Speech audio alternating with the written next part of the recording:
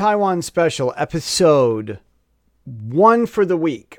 I was going to mention something about this. The American flags flying in Hong Kong. See, I lived in Taiwan over 10 years, and I have something to say about this. And I've got, do you remember way back I said that the guy, there's this guy flying a British flag. It was a few weeks ago, maybe within the last month. There's a picture of in the newspaper. There was a picture of this British flag flying.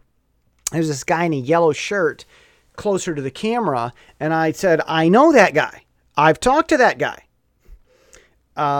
He was wearing a yellow shirt with a bunch of protesters that supposedly were from Taiwan. I walked up to them and spoke to them in Mandarin, and none of them knew what I was saying. And none of them looked Taiwanese. And they were they were all lined up wearing their yellow shirts. It's like a rent-a protest. And, but they didn't care. I tried to understand what they were about, and they were too busy playing on their phones and kind of offended that I actually wanted to know what they were protesting about. So it's like, it's amazing. You just get a bunch of people that don't care. They don't speak the language of the country they're supposedly from. They just stand there. And they wear their shirts and hold their flags. And then some photographer down the street sees something happening. He wants to keep his job. So he takes a picture of it. And then that ends up in the newspaper and people think, oh, there's protesters. And most of the people involved don't know that it's fake. Only the protesters. Even the people on the street are just walking by and they don't really care. Well, when I see the American flags in Hong Kong, I have a mixed reaction.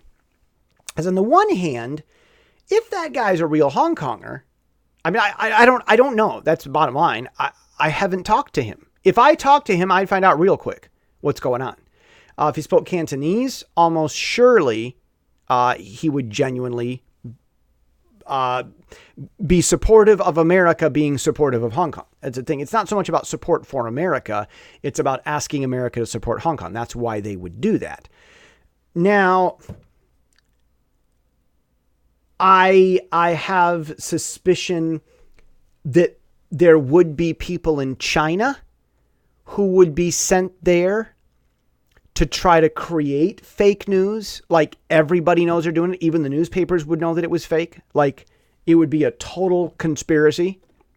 Not very well kept secret. Like I have some suspicion of that. At the same time, I do believe that there is some sentiment in Hong Kong that would say, hey, we want America to support us. Let's fly American flags and sing the American national anthem. I think that there is some of that that's genuine, but it doesn't reflect most people. The problem is,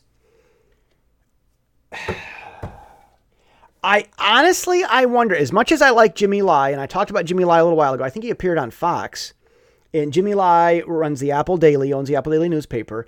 I really wonder if he's paying people to fly the American flag. I don't know. If I were there and I could talk to people, I'd probably figure it out really, really quick. That's the thing. Everyone in America, oh, they're flying our flag. See, they love America. What's wrong with you? You liberals who hate America. See, they love America. They just love us. And Americans don't understand that it could be fake. It could be some guy trying to sell newspapers. It could be, I like Jimmy Lai, but it's not beneath him to do stuff like that. It could be the Chinese trying to plant quote unquote evidence to support their argument that there's American interference in Hong Kong. There's a lot that we just don't know. And like I say, the guy in the yellow shirt, he was totally rent a protest. But then there was this other young guy running around flying this British flag all over the place. And I asked him, I said, what do you want? He goes, we want Britain. And he just ran away and flew the flag like flying that flag was the most important thing he had to do that minute. And that was it. He didn't have a soapbox to stand on. And I just really wondered if someone just paid him to go out there and fly the British flag around. For a guy who was as disinterested in talking about his political motivations, he sure did have a great, big, beautiful, expensive flag with nice clothes. So I just, American flags flying in Hong Kong. If they are real Hong Kong. There are probably more than one group doing it. If there might be two. If there's one guy in Hong Kong doing it, bravo for expressing himself and standing out. Don't know, though. And there's too much reaction from the West not knowing the inside baseball of it all. Now, having said that, I want to talk about guns. When we have these mass shootings in America, the liberal media, CNN, will report in Asia, why does America have these guns? Why? They're just, America is the only country where they have, and that's the only side they get. There's no one else saying that there are reasons why America has a Second Amendment. Now, you've got those people in Hong Kong. America needs a Second Amendment. Or, excuse me, Hong Kong. Hong Kong needs a Second Amendment. And they're referring to, I mean, I'm sure that they have their own amendments, but they mean something like the Second Amendment to America's Constitution. But they want a gun law in Hong Kong, I suppose. There might have been some point with that. You see, again, whenever you get someone in Hong Kong saying, we want America to support us, we want Britain to support us, we want a law like they have in America, we want free speech like they have in the West, when they say that kind of stuff, that's not their main theme. It's an auxiliary theme. Their main theme is they want justice in their city.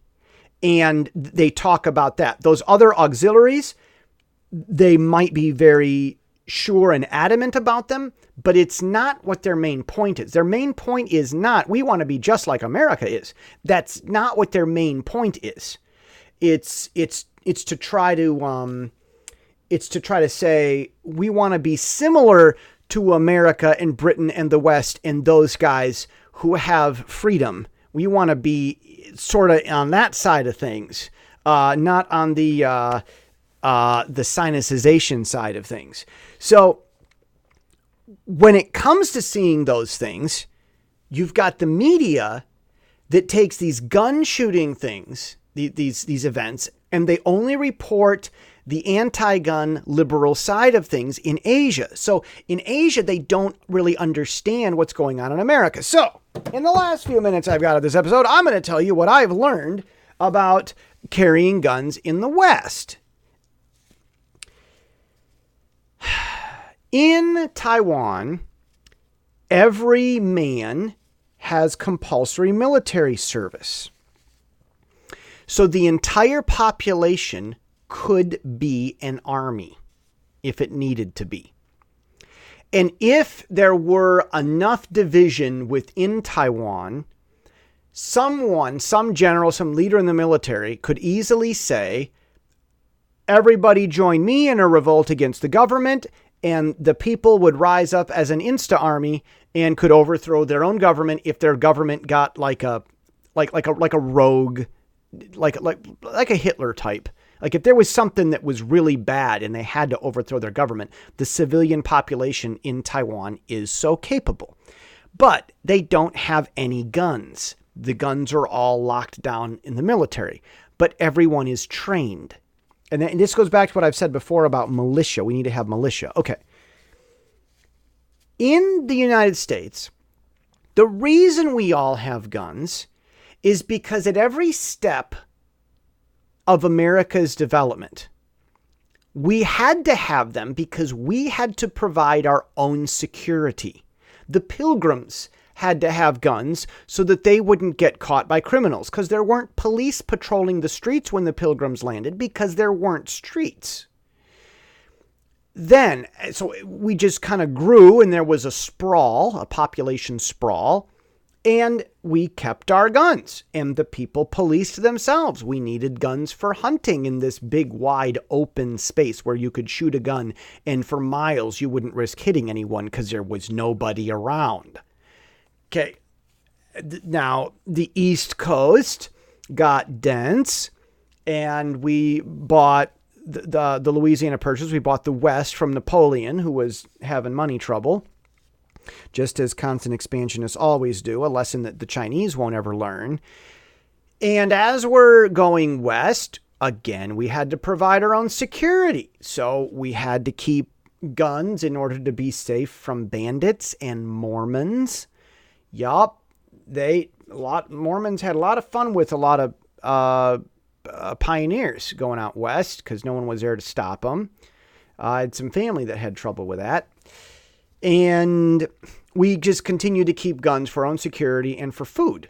Because for game, there's lots of wildlife. I mean, as the people population goes up, the deer population goes way up. We need hunters to keep the deer population down. For whatever reason, the more people are, the more deer there are. Okay, so I mean, you want the deer to get killed by being shot rather than being hit by a car and running away and suffering to death. And that's, what was it? When Ted Nugent said that it's 100,000 deer that get killed in Michigan every year by cars. And as he said, that's the ones that they find. So, all right.